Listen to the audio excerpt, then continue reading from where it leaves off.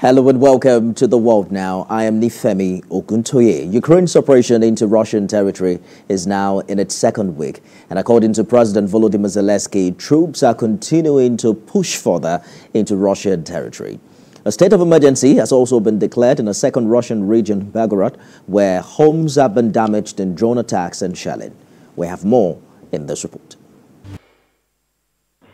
Ukraine launched its surprise attack into the Kursk region on the 6th of August and says it now controls 74 towns and villages there.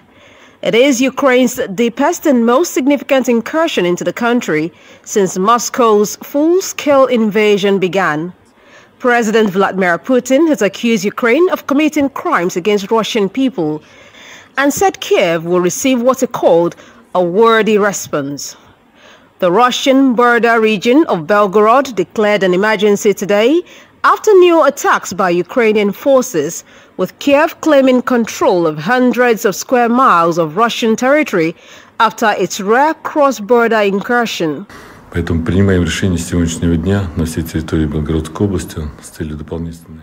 Governor of Belgorod, in a video message posted on his Telegram account, said the situation in the Belgorod region continues to be extremely difficult and tense. The declaration came after Belgorod began evacuations on Monday as a result of Ukrainian advances following Kiev's surprise incursion into the neighboring Kursk region last week. Meanwhile, the Ukrainian armed forces are advancing into the Kursk region despite Russian claims that the Russian army has allegedly stopped the offensive. Also, Ukrainian army is taking control of new settlements every day. This was stated by the head of the Ukrainian armed forces, Alexander Siskry, during a video report to President Volodymyr Zelensky. President Zelensky once again thanked the Ukrainian soldiers taking part in the battles in Kursk. He also tasked the head of the armed forces about preparation for the next operations. President of the United States, Joe Biden, last night says he's been briefed every 5 to 4 hours for the last 6 to 8 days on Ukraine's action, which he says is creating a real dilemma for Russian President Vladimir Putin. I have spoken with my staff on a regular basis, probably every 4 or 5 hours for the last 6 or 8 days.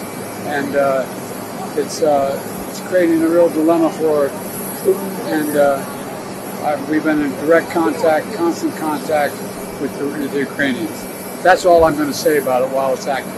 It's getting hard. We'll see what Iran does, and we'll see what happens with any attack. But I'm not giving up.